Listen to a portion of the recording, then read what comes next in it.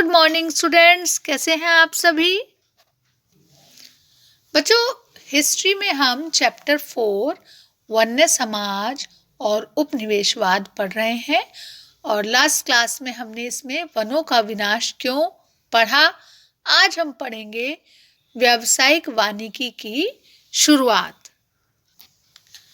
अब बच्चों, जब औपनिवेशिक काल के दौरान अंग्रेजों को रेल की पटरियां बिछाने के लिए वनों की जरूरत थी, तो उन्होंने क्या किया? उन्होंने अपनी आवश्यकता को पूरा करने के लिए अपनी ही नीतियां अपनाई और अंग्रेज इस बात को लेकर उनको चिंता थी कि जिस तरह से जो स्थानीय लोग थे, जो वहाँ के लोग थे, उनके द्वारा जंगलों का उपयोग हो रहा है और व्यापारियों द्वारा पेड़ों की अंधाधुंध कटाई हो रही है, उसके कारण जो जंगल हैं वो जल्दी ही नष्ट हो जाएंगे, खत्म हो जाएंगे।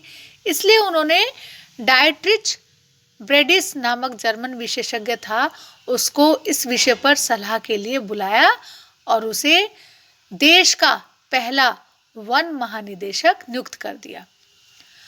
बच्चों, ब्रेडिस ने अनुभव किया कि लोगों को संरक्षण विज्ञान में प्रशिक्षित करना और जंगलों के प्रबंधन के लिए एक व्यवस्थित तंत्र विकसित करना हो, और बच्चों इसके लिए कानूनी मंजूरी की आवश्यकता पड़ेगी। वन संपदा के उपयोग संबंधी नियम भी तय करने पड़ेंगे। पेड़ों की कटाई और पशुओं को चराने जैसी जो गतिविधियां थी, उन पर पाबंदी लगाकर ही जंगलों की जो लकड़ी थी उसको आरक्षित किया जा सकेगा। और जो ये कानून का पालन नहीं करेगा और पेड़ काटेगा, अगर जिसने इन नियमों का पालन नहीं किया और पेड़ काटे, तो उस व्यक्ति को सजा मिलेगी।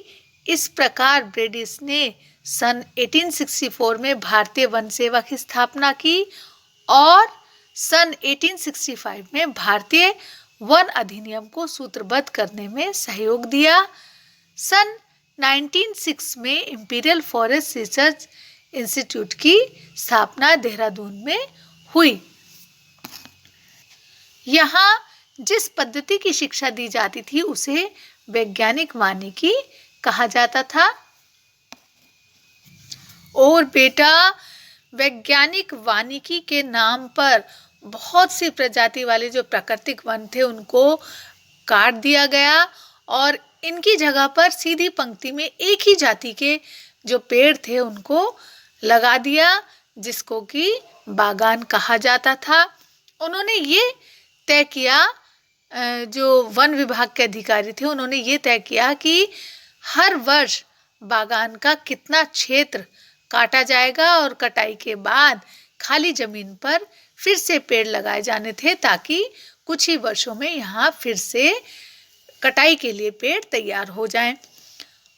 और सन 1865 में वन अधिनियम के लागू होने के बाद इसमें 2 बार संशोधन किए गए, पहले सन 1878 में और फिर सन 1927 में।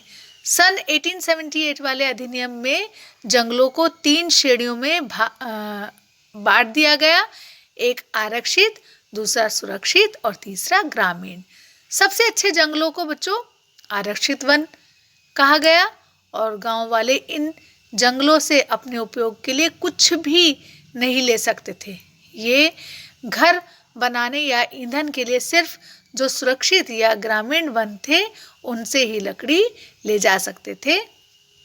बेटा, आज हम इतना ही पढ़ेंगे और नेक्स्ट क्लास में हम पढ़ेंगे कि व्यावसायिक वानिकी की शुरुआत के कारण लोगों का जो जीवन था वो कैसे प्रभावित हुआ। सभी बच्चे घर से इसको अच्छे से रिवाइज करेंगे। तो चलिए बच्चों, फिर मिलते हैं नेक्स्ट क्लास में। तब तक के लिए take care and bye bye.